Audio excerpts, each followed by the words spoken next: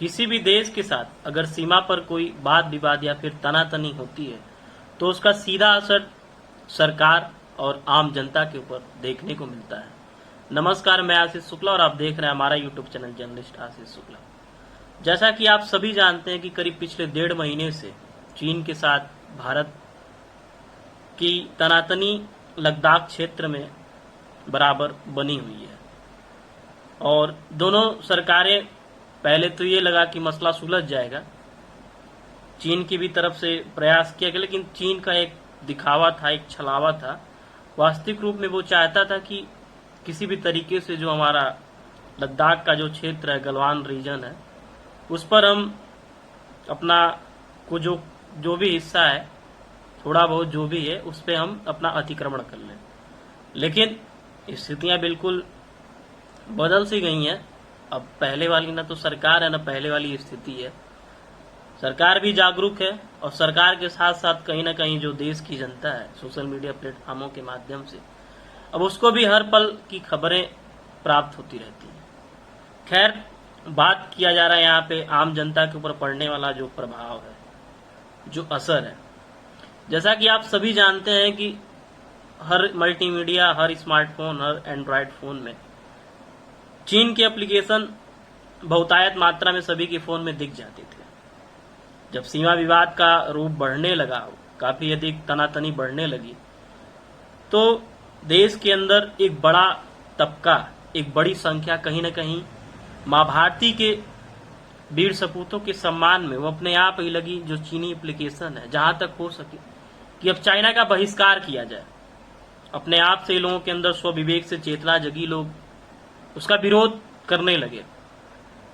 बहुत से लोग चीनी एप्लीकेशन नहीं यूज करते थे, बहुत से लोग जो करते भी थे उसको मोबाइल से अपने आप हटाने लगे।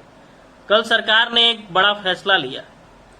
सरकार का फैसला था चीन के जो 59 एप्लीकेशन है, टिकटॉक और यूसी ब्राउजर सहित, उसको भारत में प्ले स्टोर पर बैन कर दिया गया। फिलहाल की स्थिति यह है कि अभी तो कुछ देर पहले मैंने फिर जांचा परखा है, तो प्ले स्टोर से टिकटॉक, और अभी तो पूरी तरीके से टिकटॉक हटा दिया गया है भारत में, मतलब उसको प्ले स्टोर पर भारत में आ ही नहीं रहा है। लेकिन और भी जो अभी एप्लीकेशन है वो बचे हुए हैं। धीरे धीरे सरकार की अपनी नीतियां हैं, वो भी धीरे धीरे प्ले स्टोर से, अगर सरकार ने ऐसा सूचना जारी कर दिया है तो वो भी पूरी तरीके से आने वाले 1-2 दिन के अंदर वो जो 59 एप्लीकेशन है चाइना की जिसको सरकार ने सूचीबद्ध किया, वो सभी एप्लीकेशन बैन हो जाएंगे, पूरी तरीके से भारत में प्ले स्टोर से गायब हो जाएंगे। लेकिन इसी बीच कल जब से ये सरकार का करीब रात 9 बजे फैसला आया, तमाम तरीके से कहते हैं ना कि कोई भी चीजें सोशल मीडिया पर बहुत जल्दी वायरल होती हैं और बड़े बड़े विशेषज्ञ, रक्षा विशेषज्ञ भी आपको दिख जाएंगे फेसबुक और व्हाट्सएप यूनिवर्सिटी के, अर्थशास्त्री भी दिख जाएंगे, मतलब हर तरह के विशेषज्ञ जिनको कहते हैं कि करिया अक्षर भैंस बरोबर। हमारे वहां एक कहावत होती है कि मतलब जिनको काला अक्षर और भैंस दोनों में बराबरी, कोई अंतर विशेष नहीं दिखता है, वो भी लगते हैं अपने आप को बड़े बड़े ज्ञानी बनने। कल ऐसे ही मैं भी रात में देखा तो तमाम तरीके से अब उस पे कि भारत आखिर बैन कर दिया तो इससे क्या हो जाएगा, तमाम चीजें। और सरकार जो है कहीं ना कहीं जो बेरोजगारी है और जो देश की जो स्थिति है उसको छुपाने के लिए, जनता को गुमराह करने के लिए जो एप्लीकेशन है इसको बैन कर दिया गया है। साहब, उनसे एक सीधा सीधा सवाल ये है कि पहले देश है कि पहले सरकार है? सबसे पहली बात तो ये। दूसरी चीज, आपको अगर इतना भी नहीं पता है कि एक एप्लीकेशन से कितना अधिक डाटा यूज होता है और अगले का कितना अधिक फायदा होता है, फिर आप ज्ञान देना बंद कर दीजिए। क्योंकि एक डिटेल मैंने पढ़ी थी, कुछ दिन पहले की बात है, उसमें टिकटॉक यूसी ब्राउजर से सबसे अधिक जो है डाटा चोरी होती है। और आज के समय में किसी भी देश को कमजोर करने के लिए साइबर क्राइम बहुत बड़ा एक हथियार है, एक हथकंडा है। डाटा चुराइए, देश की जनता को, देश की सरकार को परेशान करिए। चाइना खैर इसी फिराक में काफी दिन से लगा पड़ा है, और एक आंकड़े के आधार पर मैं भी कह रहा हूं, सच्चाई कितनी है तो मुझे भी नहीं पता, लेकिन आंकड़े कहीं ना कहीं सच ही आते हैं। अगर मंत्रालय के आए हैं तो उसमें यह था कि करीब करीब लाखों लोग इसका शिकार होते हैं, साइबर क्राइम के। दूसरी चीज जो कह रहे हैं कि इससे क्या हो जाएगा, अगर आपके अंदर थोड़ी भी देशभक्ति की भावना है तो पहले तो आप ये सवाल ही जवाब नहीं करते। दूसरी चीज, इससे हो कुछ नहीं जाएगा। मान लीजिए डाटा भी नहीं चोरी होती, कुछ नहीं होता है, देश की अर्थव्यवस्था भी दूसरे देश को कोई असर नहीं पड़ता है, कुछ नहीं होता। लेकिन अगर 24 घंटे हमारे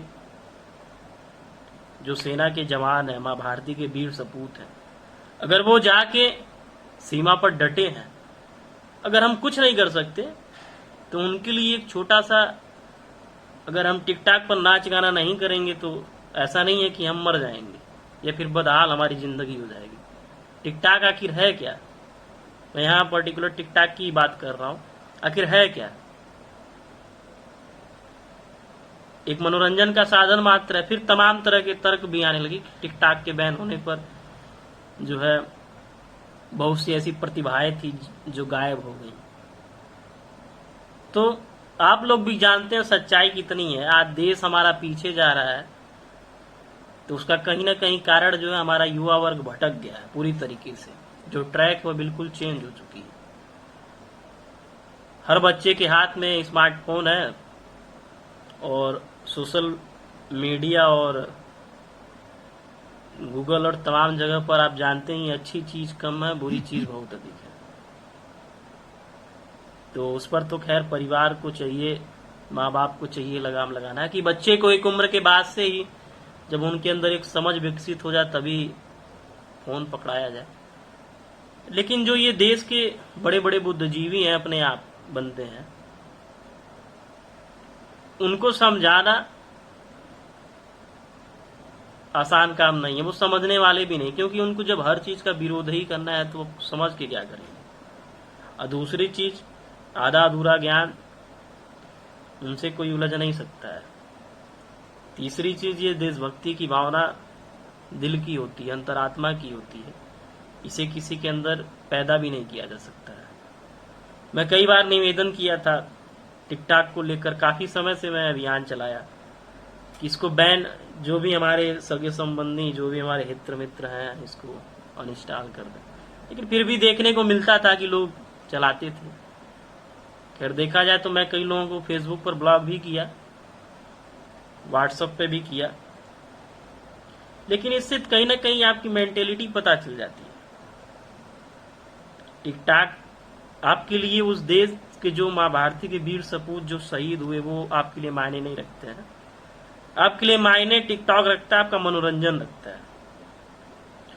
और मैं जब पता चला तो एक माई गवर्नमेंट इंडिया करके उसकी भी एक आईडी थी, उसका मैंने ट्विटर सरकार को ट्वीट भी किया। खैर वो उसका प्रतिक्रिया भी आया, तमाम चीजें हुई, उस पर अच्छा लगा कि तुरंत ट्विटर पे कार्यवाहियां होती हैं और 10 दिन के अंदर सरकार का ये फैसला कहीं ना कहीं क्या है कि अगर चीजें हम पहुंचाने की कोशिश करेंगे तो वो चीजें पहुंचती जरूर है, माध्यम जो भी हो। तो फिलहाल जो है बैन हो गया धीरे धीरे। जो एप्लीकेशन अभी प्ले स्टोर पर मौजूद है, उनसे भी सरकार की गुजारिश है उसको भी बैन कर दिया जाए, क्योंकि हर चीज का विकल्प है, सरकार को इसमें आगे बढ़ना चाहिए। दूसरी चीज रही बात मोबाइल की, तो भारत में सभी के हाथों में एप्पल के स्मार्टफोन नहीं जा सकते हैं भाई, कॉस्टली होते हैं। मध्यम वर्गीय परिवार और जो निचले तबके हैं उनके लिए एप्पल खरीदना बहुत बड़ी चीज होती है। खैर मध्यम वर्गीय खरीद भी लेगा तो फिर उसको चलाने के लिए तमाम चीजें उसमें पे करनी पड़ती हैं, तो वो चीजें कहीं ना कहीं सुविधाजनक नहीं है। दूसरी चीज, एप्पल हमारे देश का भी नहीं है। सरकार को जो है सबसे पहले तो जो देश की जनता की, देश की आवाम की जो सबसे जरूरी चीज है आज के समय, मुझे लगता है कि स्मार्टफोन एक हमारे जीवन का एक अभिन्न हिस्सा हो गया है। सरकार को सबसे पहले इस पर भी एक अपना कठोर फैसला उठाना लेना चाहिए। जो देश के हमारे माइक्रोमैक्स, लावा और कार्बन जैसी कंपनियां आई, जोलो जैसी, कहीं ना कहीं ये प्रतिस्पर्धा नहीं कर पाई चाइनीज मार्केट से, तो इसमें सरकार की भी बहुत बड़ी नाकामी है। उनको प्रोत्साहन दिया जाए, उनको फंडिंग दी जाए, और अगर जो टेक्नोलॉजी विशेषज्ञ हैं उनको भेजा जाए दूसरे देशों में सीखने के लिए, तो सरकार को इस पे अब अमल करना चाहिए। क्योंकि देश की जनता को, हमको आपको जिस चीज़ की आदत हो गई है उसको छोड़ना इतना आसान नहीं है। रही बात एप्लीकेशन की, तो इसका भी जल्द से जल्द जो है सरकार इस पर भी पहल करे। सरकार से यही उम्मीद है। फिलहाल उन बुद्धिजीवियों के लिए बस इतना ही कहूँगा कि सरकारें आती जाती रहेंगी, ये देश रहना चाहिए, ये वतन रहना चाहिए।